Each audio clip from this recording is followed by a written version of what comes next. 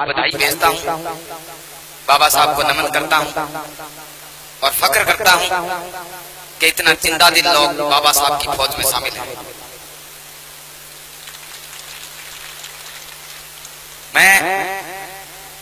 मैं सोचता हूँ, जब मैं देख रहा था गाड़ी में एक साइड में लटक के पीछे तक मुझे लास्ट कॉर्नर नहीं दिखाई दे रहा था, जब मुझे लास्ट मोटरसाइकिल नहीं दिखाई दे रही थी, मैं बड़ा हतप्रभ था, मुझे बड़ी हैरानी थी इस बात के लिए कि वो लोग जिनके लिए खबरें आती हैं कि एक दलित दुल्हे को घोड़ी से उतार करके पीट दिया गया, देखिए उनका कारवां कितना लंबा है, उन लोगों की हिम्मत देखिए, उन लोगों का जज्बा देखिए।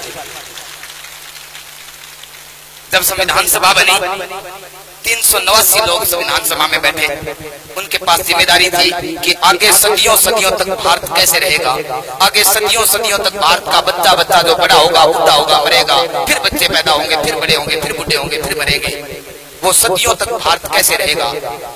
इसके लिए जो नियम बनाने थे, जो कानून बनाने थे, जो तरीके तय करने थे, जो परंपराएं तय करनी थी, उस पूरे दस्तावेज के लिए बड़े फख्र की बात है कि बाबा साहेब अम्बेडकर को वो काम मिला। और बाबा साहेब अम्बेडकर को वो काम मिला। उन 389 लोगों में बाबा साहेब अम्बेडकर एक थे, प्रारूप समिति के अध्यक्ष थे, और सबसे बड़ी बात कि एकमात्र ऐसा व्यक्ति था जो इंग्लैंड के साथ साथ अमेरिका में पढ़ा था। अमेरिका में एक यूनिवर्सिटी है जिसको कोलंबिया यूनिवर्सिटी कहा जाता है, उसके 600 साल के इतिहास में सबसे best student doctor Baba Saheb Ambedkar. वो बाबा साहेब अम्बेडकर उस यूनिवर्सिटी के प्रांगण में घुसते ही एक बहुत बड़ी मूर्ति है, वो मूर्ति बाबा साहेब अम्बेडकर की है। और पता है उसके नीचे क्या लिखा है? उसके नीचे लिखा है द सिंबल ऑफ नॉलेज, ज्ञान का प्रतीक। पता है किस देश में ज्ञान का प्रतीक? उस देश में ज्ञान का प्रतीक जिस देश में उस जाति के व्यक्ति को शिक्षा लेना तो दूर, ग्रंथों के हाथ लगाने तक की मनाही थी। उस देश में, जिस देश में ग्रंथों को छूना तो दूर, उस शूद्र के कान में यदि एक संस्कृत का श्लोक भी गिर जाए तो उसके कानों में पिघला हुआ शीशा डाल देना चाहिए, ऐसे प्रावधान ग्रंथों में किए हुए थे। उस आदमी को दुनिया मानती है द सिंबल ऑफ नॉलेज, ज्ञान का प्रतीक। ये कितनी फख्र करने की बात है। मैं समझता हूँ मैं अपनी हजारों जिंदगियां बर्बाद उन पर कुर्बान कर दूं, ऐसी शख्सियत बाबा साहेब अम्बेडकर थे। और हमें फख्र इस बात पे करना चाहिए कि वो हम में से थे, और जब वो हम में से थे तो हम में से प्रत्येक अम्बेडकर है, प्रत्येक अम्बेडकर है, हम में से प्रत्येक अम्बेडकर है। लेकिन हम क्या करते हैं? आपको क्या लगता है इतने सुट्टिर बुट्टिर होने के लिए कहीं धूप तो नहीं आ रही? सब छाया में बैठे हो।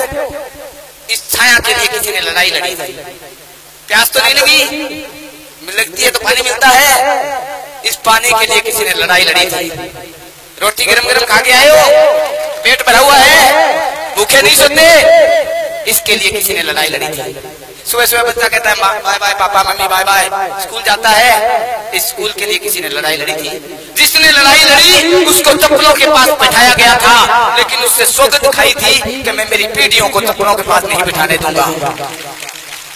जिसने लड़ाई लड़ी थी उसको स्कूल में टिफिन से दूर रहना पड़ा था, उसको नलके से पानी पीने की मनाही थी, टीचर उसकी स्लेट को कॉपी को छूता नहीं था। लेकिन क्या आपके साथ ऐसा होता है?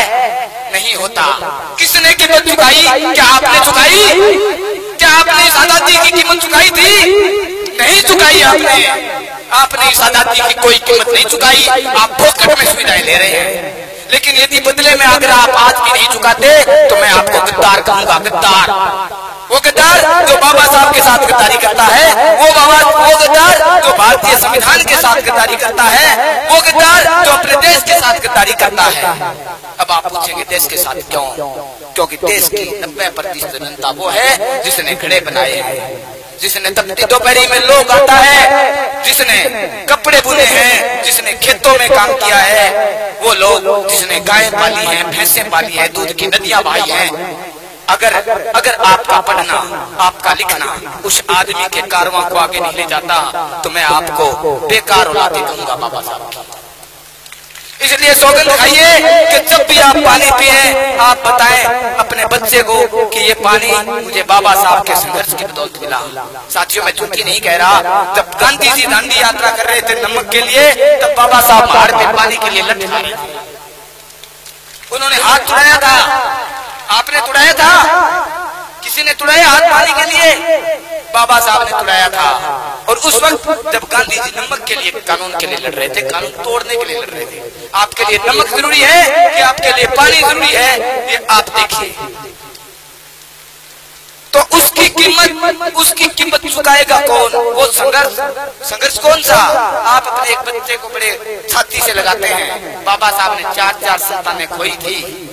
जब बाबा साहब विदेश से आए थे, आते ही देखा कि मेरे 3 बच्चे नहीं हैं, सिर्फ एक बच्चा गंगाधर लिपटा। तो पूछा, रमा मेरे 3 बच्चे कहाँ हैं? तो रमा रो दी। और उसके बावजूद भी देखिए उस आदमी का कलेजा कहता था, कैसा कलेजा था कि उसके बावजूद भी वो आदमी हिम्मत नहीं आ रहा। और जब आने के बाद एक बच्चा था और कोर्ट में नौकरी करने लग गया। एक दिन फिर कोई दोपहर को आया कि साहब आपका राज रतन बीमार है, आप घर आइए। और जब बाबा साहब घर आए तो जैसे वो बच्चा उन्हीं का इंतजार कर रहा था और गोद में लेते ही रो मर गया। और बाबा साहब